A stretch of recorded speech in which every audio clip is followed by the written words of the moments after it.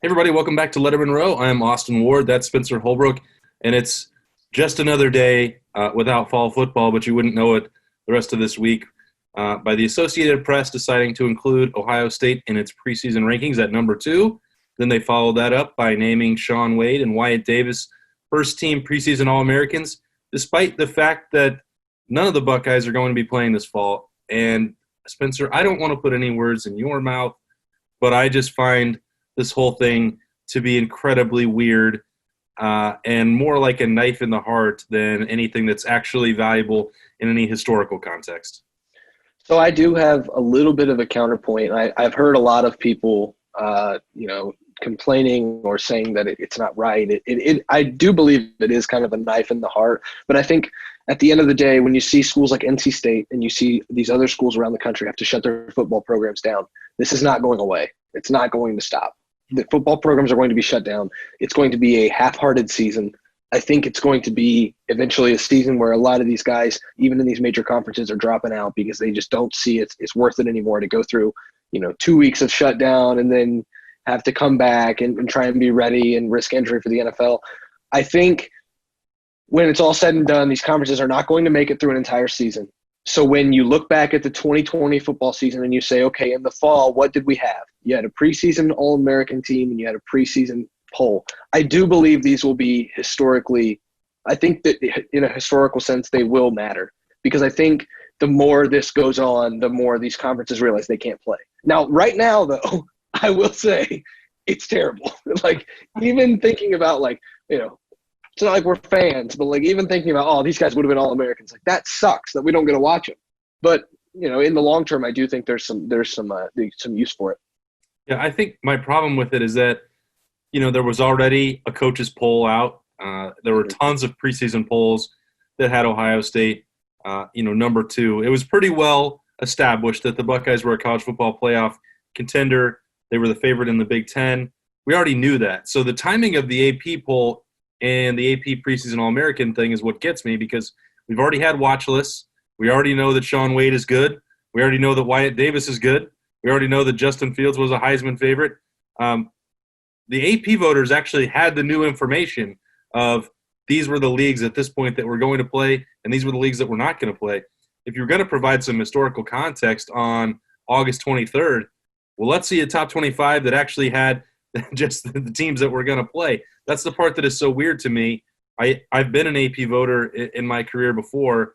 They need about 10 hours to tabulate the totals and then put it out. So it's not like they had to file these in July and project ahead who's going to be the best teams in the country, who are the best players in the country.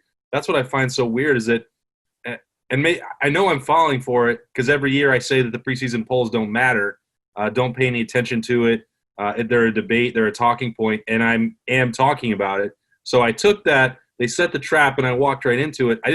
I don't really understand where the value is because all the things that they put out this week were already well established, and that's where I have a hard time getting to it. I don't disagree with your point at all. I just, at this point, it seemed to accomplish very little.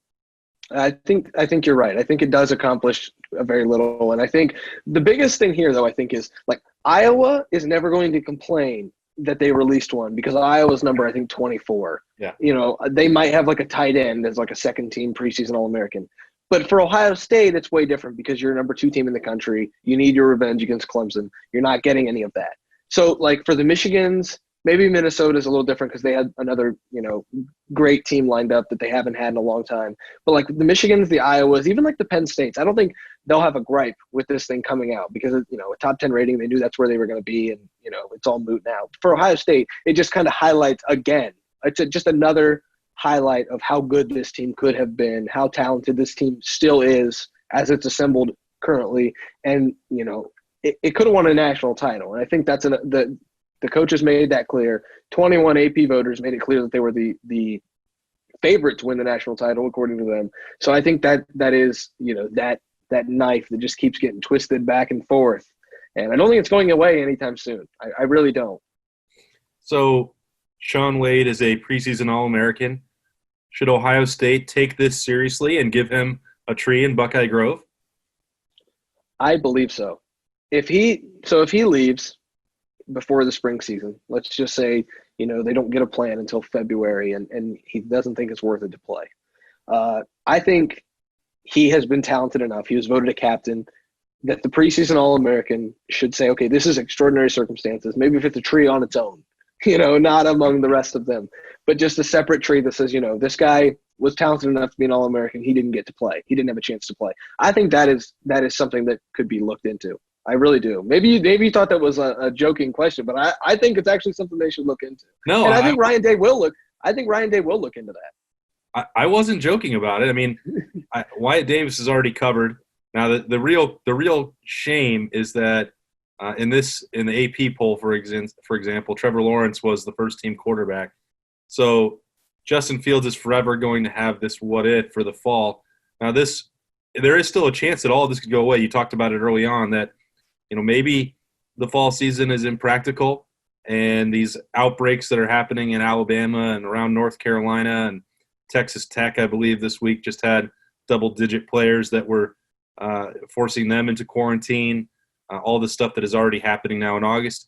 Maybe the rest of the country gets on board and we have a full season and we can redo this all again in a couple months, and then the Heisman vote gets put back and real All-American honors and everybody's on a level playing field. Maybe that'll happen. The unfortunate part is that the Big Ten almost has to, be pulling for that because they want a real chance to compete. And that's such a weird way to look at it, a gross way to look at it, that you need other people to be suffering so that the Big Ten can thrive. But, I think if you ask some people privately, that's sort of how they feel. And it's all just really emblematic of the problems that the Big Ten has made by not delaying. But we've covered that plenty. Yeah.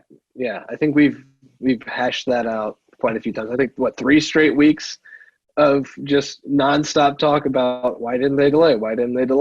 But I think in the grand scheme of things, and it's going to suck to say, but at the end of the day, in the spring season, if the SEC, ACC, and Big 12 all come through, you may get a Rose Bowl of Ohio State, Oregon, and everybody finally gets the matchup that we dreamed about all year.